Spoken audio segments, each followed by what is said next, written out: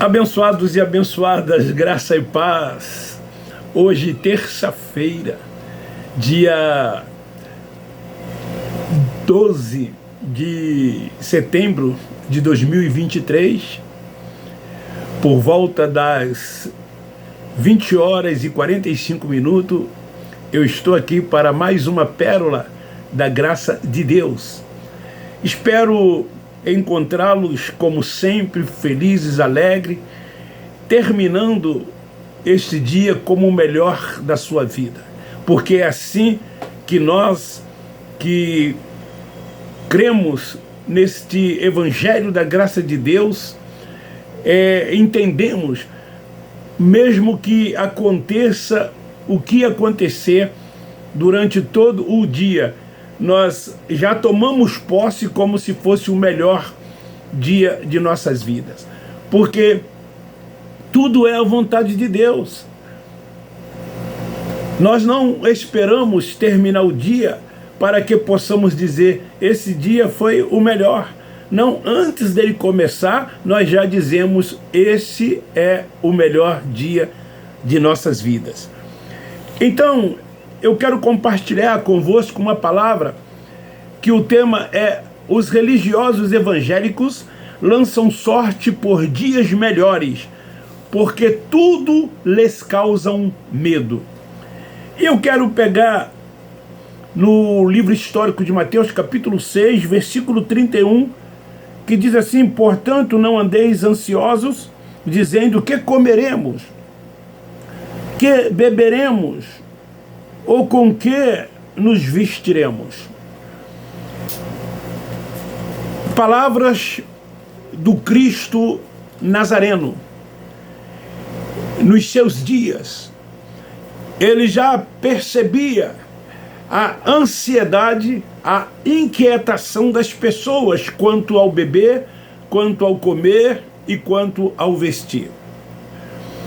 E o Cristo Nazareno tentou passar para essas pessoas que elas não deveriam se preocupar com estas coisas, mas que elas buscassem primeiro o reino de Deus e a sua justiça, e todas as demais coisas lhes seriam acrescentadas. Ele fala acerca dos lírios dos campos, ele fala acerca das aves, de todos os animais, mostrando que todos eles são sustentados por Deus, que criou os céus e a terra e tudo quanto neste mundo há. E que se as pessoas estivessem voltadas para Deus, para as coisas de Deus, Deus supriria todas as necessidades.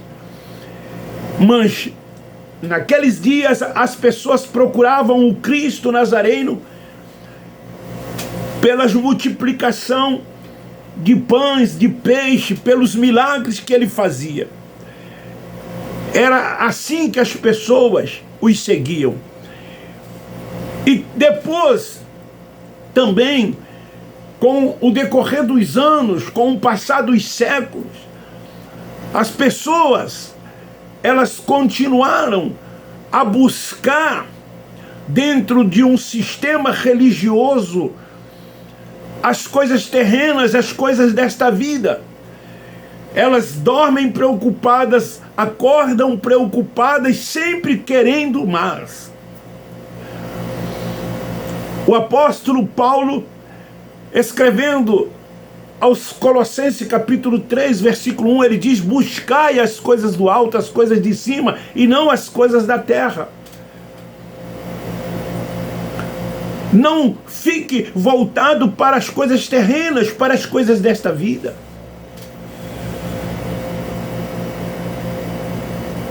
Então, aqui neste texto, nós percebemos que as pessoas, elas estão indo em busca das coisas desta vida. temos que trabalhar não pela comida que perece, mas pela comida que permanece para a vida eterna. O povo de hoje está como o povo no deserto, à procura de maná, preocupado com o que ia acontecer. Mas Deus foi fiel à sua palavra. E durante 40 anos de peregrinação no deserto, nada lhes faltaram. O maná veio. Quando tinham sede, bebiam, comiam, se alimentavam. As suas roupas permaneciam intactas, porque Deus supre todas as necessidades. Nós que hoje temos o entendimento do Evangelho da graça de Deus, sabemos que ela nos leva a seguir o Cristo ressuscitado. Não fazemos como os religiosos fazem dentro dos templos, seguindo ainda o Cristo Nazareno, vivendo ainda na prática daqueles dias que Cristo esteve entre o seu povo. Nós entendemos que temos que viver por fé, que temos que tomar posse de todas as coisas, reinar, triunfar em graça e descansar sempre em Deus, descansar sempre no Senhor, porque nós somos espirituais e não temos nada a ver com as coisas desta vida. Enquanto aqui o nosso espírito estiver revestido de carne e sangue, o Pai, Ele cuida dos seus filhos como sempre cuidou e nunca desamparou.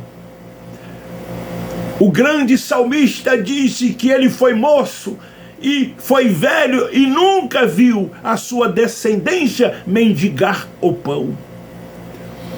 Paulo, o apóstolo da graça de Deus, ele disse, ele supre todas as necessidades. Ele disse, tudo posso nele que me fortalece.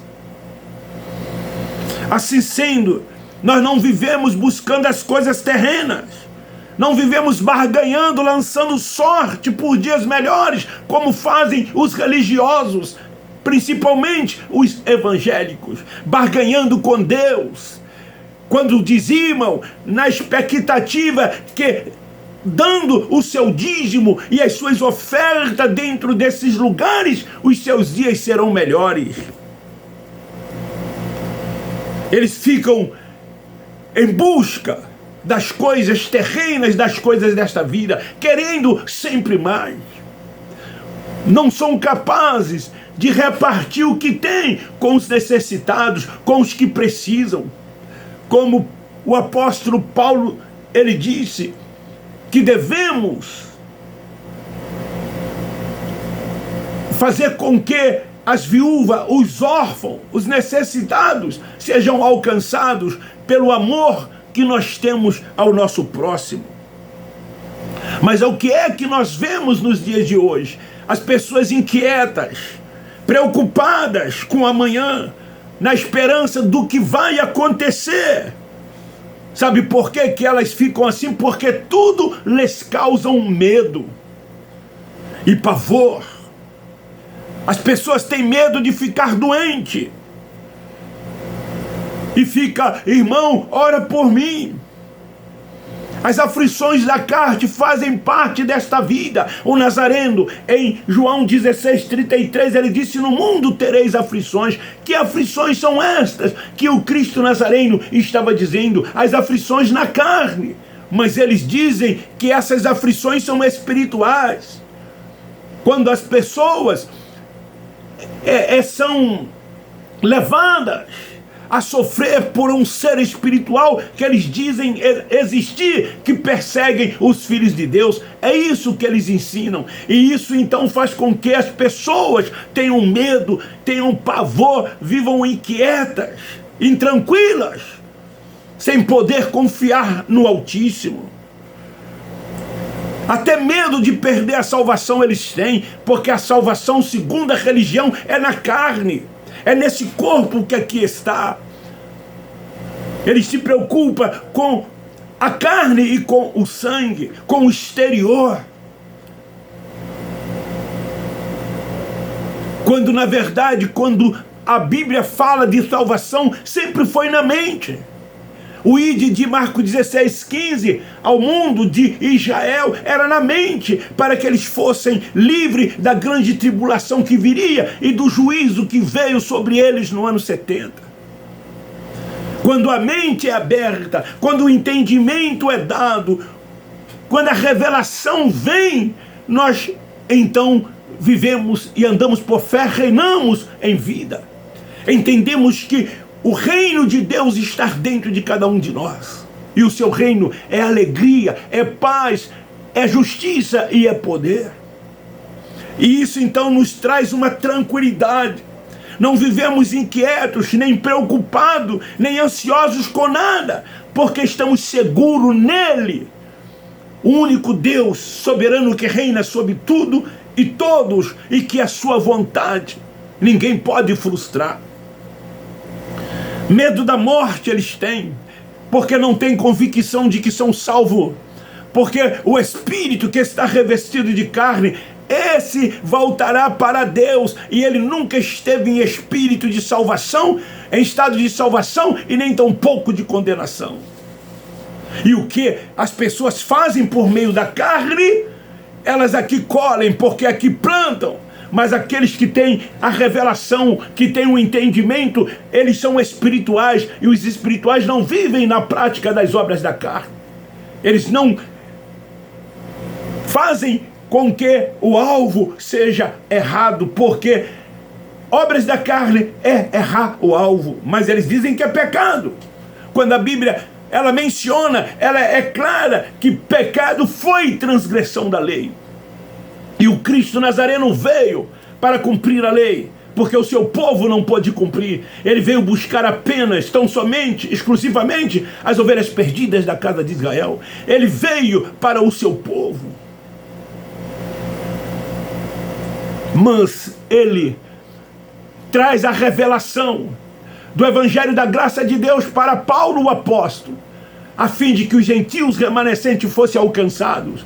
Então todos nós, que não éramos judeus, que não tínhamos nada a ver com o judaísmo, com a lei de Moisés, nós que nascemos depois da cruz, nascemos então o quê? Novas criaturas, já justificados por ele, perfeito nele.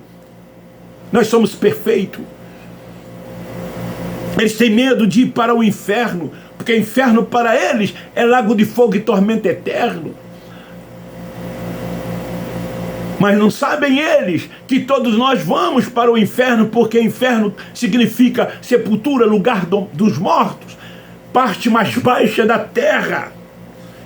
Enfim, tudo lhes causa um medo, por isso que eles lançam sorte todos os dias em busca de momentos melhores aqui nesta vida. Os religiosos seguem ainda fazendo as obras da lei, preceitos e rudimentos. Vivem debaixo de ensinamentos dos homens, tentando cumprir tudo que ninguém conseguiu cumprir. Os judeus não conseguiram cumprir, eram 613 leis do Torá. Nenhum deles conseguiram cumprir, exceto Cristo Nazareno. Aí você vai dizer, mas ele cumpriu porque ele era Deus. Não, ele cumpriu, ele era humano, nascido de mulher. Era judeu. E como humano foi o único que conseguiu cumprir. E ao cumprir tudo, ele disse, está tudo consumado. Mas para os religiosos evangélicos ainda não está consumado. Eles tentam fazer com que ajudem o sacrifício que ele fez, que foi perfeito na cruz do Calvário, quando ele morre e derrama o seu sangue. Ele morreu, mas ressuscitou. Mas para os religiosos evangélicos, parece que ele ainda não ressuscitou. Sabe por quê? Porque uma vez por mês eles se reúnem e fazem algo em memória dele. memória é somente de quem está morto. Vai a um cemitério e sobre os túmulos lá está, aqui jaz, aqui em memória. Quando uma pessoa casa que um dos cônjuges está morto, vem lá em memória. Mas não, eles uma vez por mês se reúnem dizendo que estão fazendo aquele ato que nem Cristo mandou fazer e nem tampouco Paulo, o apóstolo da graça de Deus, mandou fazer. Eles fazem, dizem que está fazendo em memória dele. Então ele ressuscitou para que tenhamos a sua mente, para que sejamos seu santuário, para que sejamos o seu templo, para que sejamos o seu tabernáculo. Hoje ele habita em nós. E então o que fazer dentro desses templos religiosos? O que fazer dentro desses lugares que eles chamam de igreja?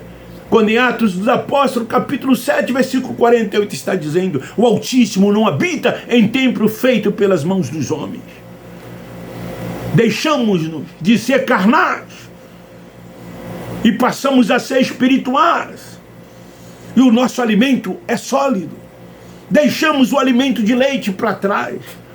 Hoje é a sã doutrina, é a palavra da verdade, que o próprio Nazareno disse: conhecereis a verdade e a verdade vos libertará.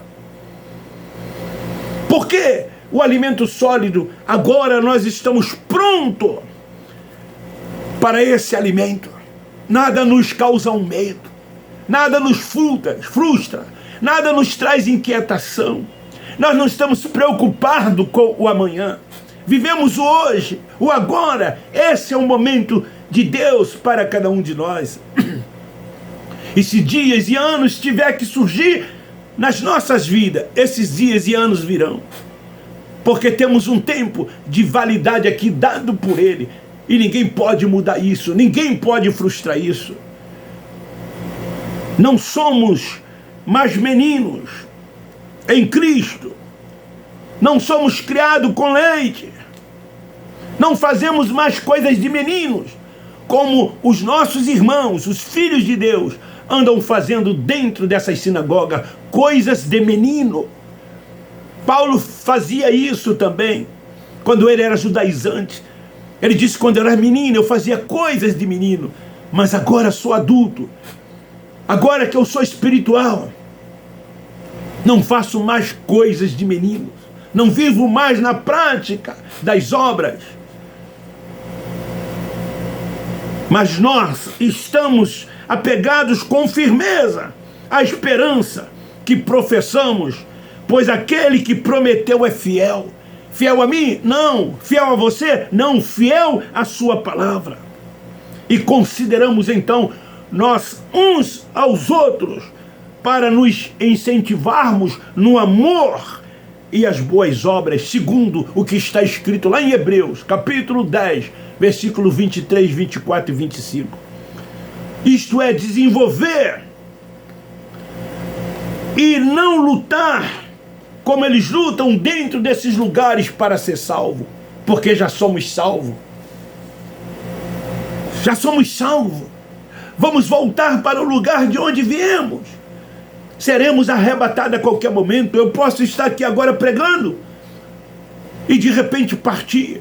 O meu espírito, ele é transformado, ele é arrebatado e transformado num corpo glorioso semelhante ao corpo dele.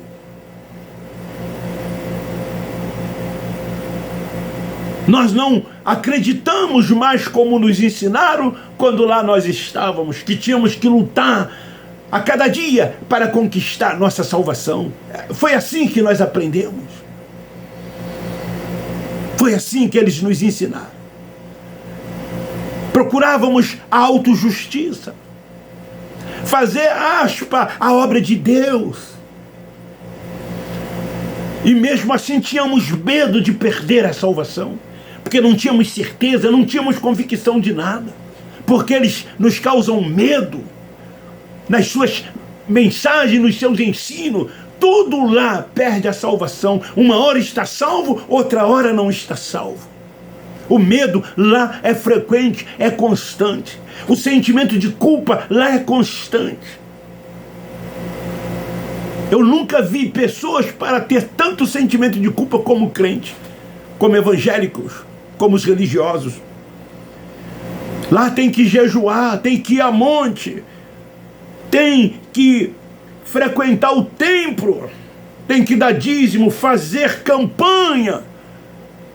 Só assim você alcança a vida eterna, a salvação. Só assim você será arrebatado e vai encontrar o Senhor e vai estar para sempre com Ele.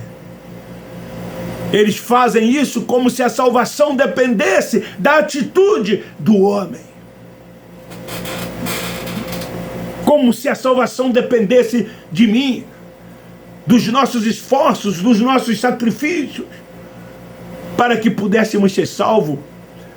É assim que eles ensinam. O apóstolo Paulo, escrevendo aos irmãos em Éfeso, ele disse: sois salvo pela graça. Graça é favor imerecido.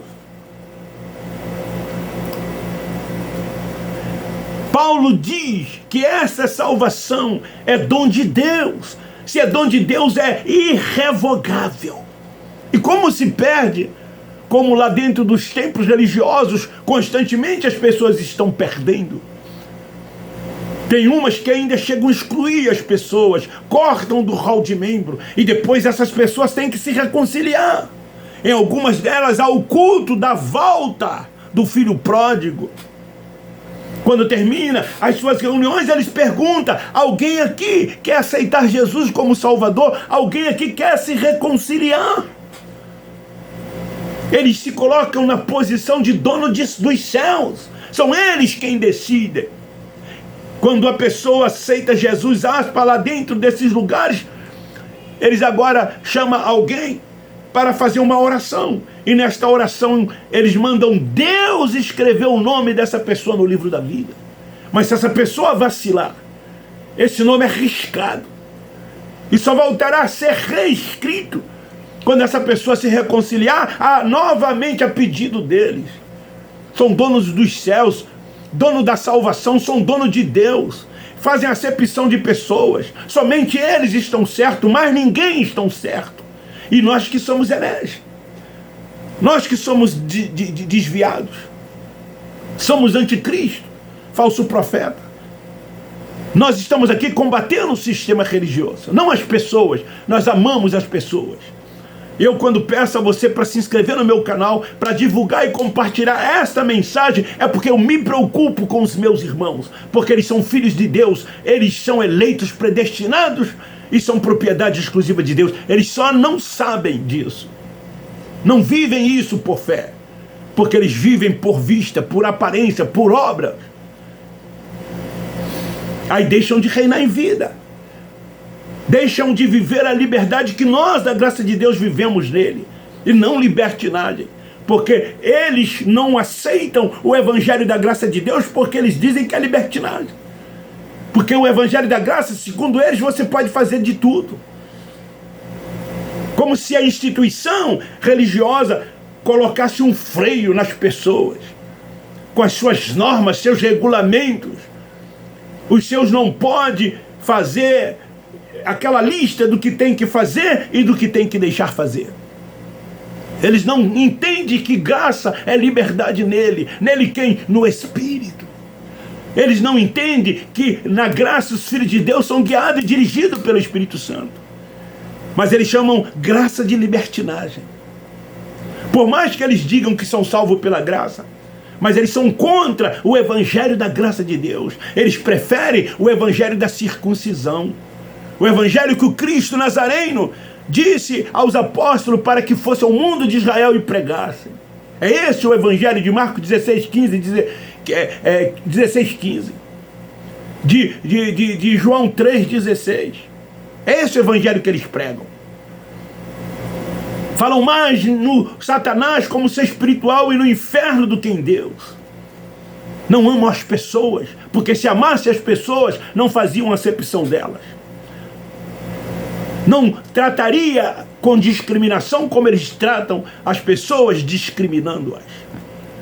Agora eles fazem tudo isso porque eles têm seus interesses e suas conveniências. Querem títulos, primazia, estar em posições de destaque, serem aplaudidos, aclamados, terem pessoas como fãs deles, chamando-os de pastores, de apóstolos, de bispos, com as suas nomenclaturas. Tentando buscar dividir a glória de Deus. Quando há um único Senhor, uma só fé, um só Espírito, tudo na graça é a unidade. Todos nós somos iguais, ninguém é mais do que ninguém. Eu não sou pastor de ninguém. Eu não sou professor de ninguém. A revelação é dada pelo Espírito. Se ele não der, os filhos da livre não entenderão, muito menos os da escravo. Quem dá é ele. E lá dentro das sinagogas tem muitos filhos da livres que ainda não têm o entendimento, mas ficam buscando na faculdade de teologia, nos seminários, nas escolas bíblicas dominicais, nos institutos bíblicos. Ficam buscando nessas reuniões que eles fazem, nesses seminários, nesses congressos.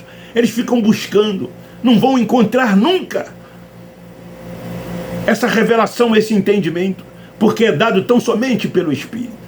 Quem está falando aqui é um bacharel em teologia, formado na maior faculdade teológica dessa Assembleia de Deus, onde depois que terminei a minha faculdade, eu me tornei professor. Eu tenho sempre dito isso, porque vêm uns engraçadinhos e fazem comentário dizendo que eu sou uma pessoa frustrada, decepcionada, que não leio Bíblia, que não conheço nada, que eu tenho que me arrepender dos meus pecados.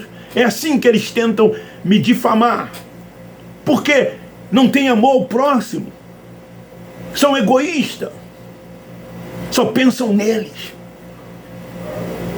Livros, aqui eu tenho à minha esquerda uma estante cheia de livros, aquilo ali para mim não serve para mim para nada mais.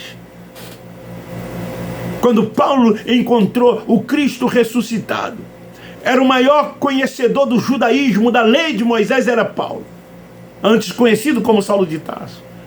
Mas quando ele encontra o Cristo ressuscitado, que a sua mente lhe é aberta e ele recebe a revelação desse evangelho, ele diz que tudo ele considerava esterco.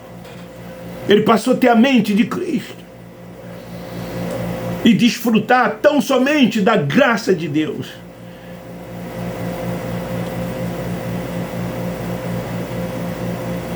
Então a salvação não depende da atitude de quem quer que seja. Paulo diz que se for assim, isso não é graça. Isso não é graça. Nós podemos dizer que dentro desses tempos religiosos, lá não há a graça de Deus. Lá não tem a graça de Deus. Porque graça é favor imerecido. Graça é reinar em vida. Graça é descansar tão somente nele. Graça é andar e viver por fé. Graça é crer num único Deus soberano, que a sua vontade é feita nos céus e na terra e que nada muda a sua vontade. Na graça não ficamos fazendo orações de petições, pedindo a ele que guerreie, que peleja, que faça isso, que faça aquilo, que cure. Nós não pedimos nada dessas coisas, porque tudo é a vontade de Deus. Tudo é a vontade de Deus. Ah, então vocês não oram? Nós oramos. Eu levanto orando, com gratidão, agradecendo o dia que vai ser o melhor para mim, agradecendo a noite que foi. Gratidão por tudo. Apenas gratidão, gratidão, gratidão. Graças a Ele. Não importa o que está acontecendo ao nosso redor. Graças a Ele. Porque tudo é a vontade dele.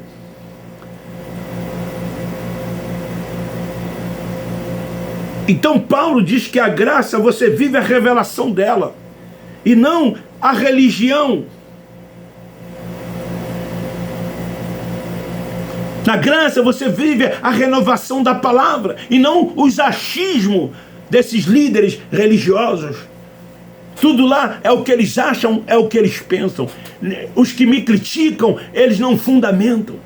Quando fundamentam, citam textos dos livros históricos, dito pelo Cristo Nazareno, como se fosse para os nossos dias, como se ele estivesse se dirigindo a nós, os filhos de Deus.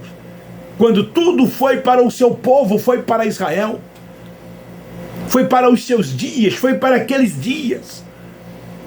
E aqueles dias tudo se cumpriu. Mas eles trazem tudo para depois da cruz. Eles futuralizam tudo. Tudo ainda vai acontecer. Eles estão esperando os últimos dias. É assim. Então fica aí esta palavra para a nossa reflexão. Se você gostou, dê um like. Divulgue, compartilhe. Quem não é inscrito, se inscreva. Os religiosos lançam sorte por dias melhores, porque tudo lhes causa um medo. Essa é a mais pura verdade. Verdade que muitos não têm coragem de dizer, mas eu, Levi Salles, eu tenho coragem de dizer. Eu digo como Paulo disse: em nada tenho a minha vida por preciosa, porque eu não vivo voltado para a carne e nem para o sangue. Eu não vivo em função desta vida aqui. Eu vivo em função da minha vida com Deus, porque eu já estou aqui, assentado com Ele nas regiões celestiais. Isso é ser espiritual. Isso é andar e viver por fé. Isso é reinar em vida. Isso é entender qual é a perfeita, boa e agradável vontade de Deus. Beijo no seu coração, um forte abraço. Eu não posso terminar dizendo assim que nós da graça de Deus amamos vocês.